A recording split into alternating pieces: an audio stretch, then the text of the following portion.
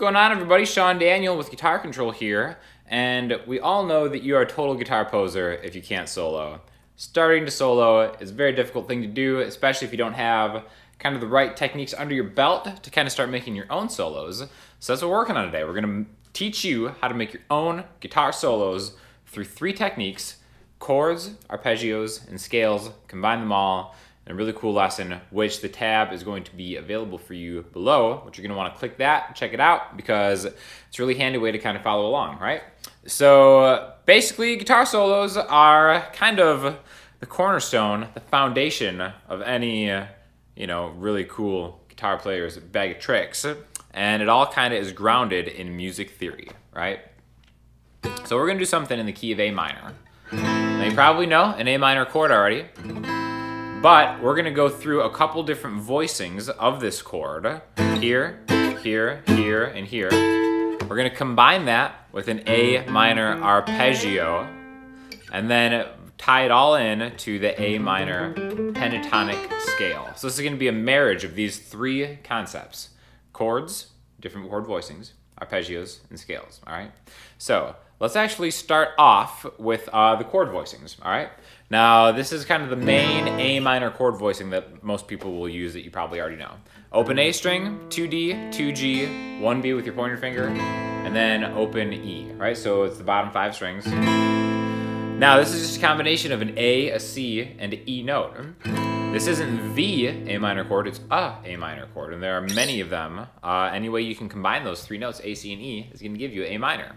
So one cool way to start thinking about writing your own lead lines is to think of where this chord is in other places on the fretboard. The next place we're going to find this chord is going to be right here. Really easy. It's just the bottom, the highest 3 strings, right? The 5th fret on the G string, the 5th fret on the B string, and the 5th fret on the high E string. All those 3 together. You can play them with different fingers if you want. I think it's easy just to bar them. But that's going to give you the same notes, albeit now we have a higher A. The root note is actually the A is the 5th fret of the E string. So we can already start by maybe picking some of these. And I'm just kind of taking a few different notes from that and leading it into the next voicing. Now from here, we're going to jump all the way to the 12th fret on the A string, which is an octave A. So this is another A. And basically, we're going to take this. We have to find a C. The C we're going to use is going to be the 10th fret on the D string. And an E is going to be the 9th fret on the G string, right? So this is another A minor chord voicing, a root, a minor 3rd, and then it's 5th. So we've got A minor here, A minor here, A minor here. And the one that's going to lead us into this is going to be here. So we can actually kind of take this as one chord, but I want to break it into 2 separate voicings. So the 4th voicing of this A minor chord, which again, all this is available in that tab below, is going to be this guy right here. Your ring finger is going to be the 10th fret on the B string. There's your root note, there's your A. Your pointer finger is going to be the 9th fret on the G string, and your middle finger is going to be the 10th fret on the D string. So now we have 4 voicings. 1, 2, 3, 4. Okay? And this is really showing us all the places around this guitar neck where I can find an A, a C, and an E note in whatever order I want. I don't even have to think about the notes. I know that those chords are going to yield notes that will fit into any song in the key of A minor or the key of C major, or actually some other keys too, right? Because anytime an A minor exists, you can use any of these notes. Okay? So again, if you play them as chords, it'll sound just more like you're kind of cycling through voicings. But we want to start maybe taking some of the single notes here to maybe get more of a lead sound. And that's going to lead us to the second technique here, and it's going to be arpeggios. And arpeggios, when you play a chord, 1 note at a time. So you already have the ability to do this with any chord that you ever know. So let's go back to that easy A minor chord shape you already know so well. We can arpeggiate this just by hitting 1 string at a time and doing it that way, right? Now we can do that with any of those chord voicings that we've used. Again, I'm just going through one string at a time and coming back. Now, if I play it in order like that, it can sound like an exercise or almost like a lullaby type deal. But what we're gonna do is we're gonna actually start with the open A string. And we're gonna start taking an arpeggio that's gonna guide us through the fretboard, right? So we're gonna start with open A. The next note is a C. So we have to go to the C on the A string, which is the 3rd fret, right? So if we have open A, 3A, 2D, that gives us an A, a C, and an E, all right?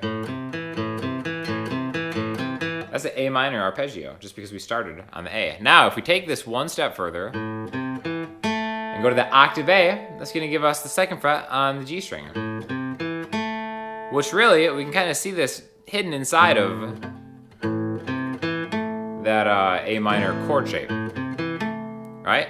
Now, if we wanted to start another arpeggio from this A note, we would just go a minor 3rd higher, which is always 3 frets. A minor 3rd higher, right? So, and that's gonna bring us to the C note, and then I have to find the E, which is right beneath it, okay? So again, this is gonna be tabbed out in that thing in the link below. And also, if you notice, this brings us into that voicing that we did previously. So we could start with this A minor chord.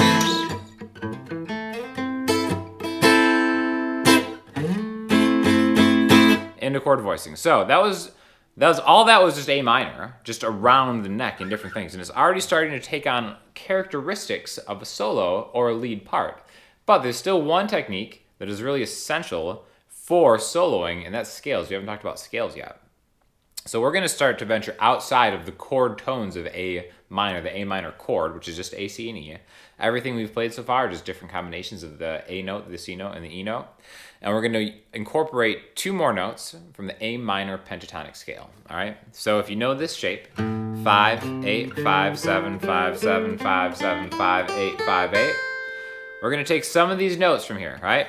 And again, if we talked about the actual names of the notes, it's A, a C, a D, and an E, and then a G. So we're adding a D note and a G note to it. In fact, we can arpeggiate from just this scale, A, C, E. That's the same thing we did up here, just in a different position. All right, so what this allows us to do is to start kind of using different notes to kind of make maybe bluesier sounding things from the pentatonic scale, right? So basically, if we just kind of focus on maybe the bottom, the highest 3 strings, and we take that same scale, 5, 7, 5, 8, 5, 8. Just going up and down those. In fact, let's even shorten it even more. Let's take the G and the B string. Okay, so I'm just going 5G, 7G, 5B, 8B, backwards. When I get to that 7th note, I'm gonna bend it. You can bend it down or up, whatever. And then hit this A root note again, which is the 7th fret on the D string, right? So kind of like a bluesy type lick, right? And that's something you can do super slow. Bend. Or you can kind of speed it up. And then once you start combining all these, then we can get what is maybe more of what a lot of people would think of like a solo or lead part. We could start with like an A minor chord into that arpeggio, right?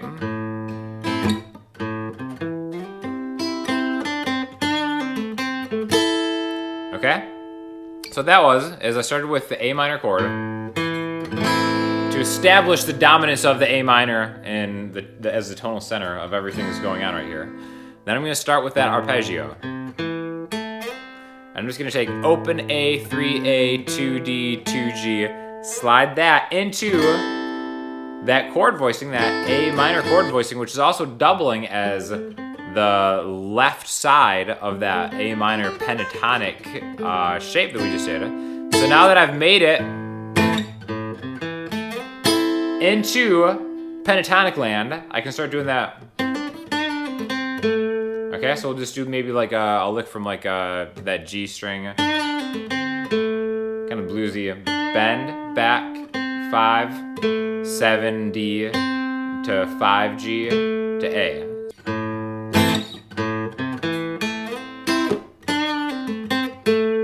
All right, so now we were kind of incorporating a lot of these techniques into what's more of like a solo type thing. Now we don't have to stop there. We can kind of continue up to these other chord voicings, but how are we going to connect this spot to this spot? There's a little bit of a fretboard real estate we're skipping over. That's where that beauty of the arpeggio technique comes in. Now remember when I said we ended right there, it seems like a fitting end because it's resolving there because this is an A note. We can always do that A minor arpeggio again to get us closer to maybe one of these other chord voicings that we just learned. Okay, so after we have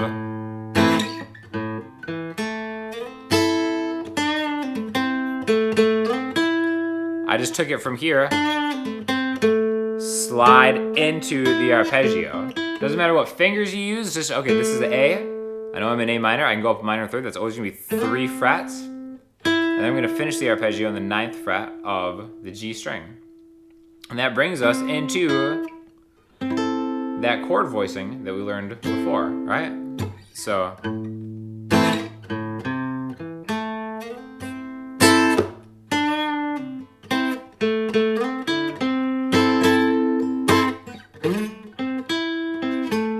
And then we're gonna end it with that last chord voicing here, okay? Which is just 12A, 10D, 9G. I'm gonna slide into it, walk up it, and then just go backwards. Ending on an A, kind of bringing like a close to that. So, our little solo type thing that we're doing, a chord, arpeggio, into another chord, scale, arpeggio, chord.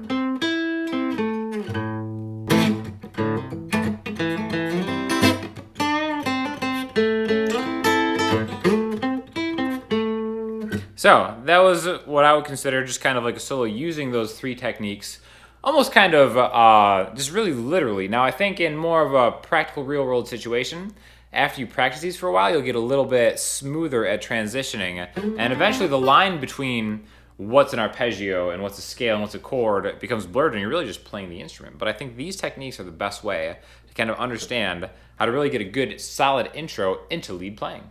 So if you learn an insane amount of valuable information just then, you're in luck because there are more videos here and here that are really going to help you out. And make sure to click down there to subscribe because then you'll get alerts to when new content becomes posted by yours truly and other great teachers.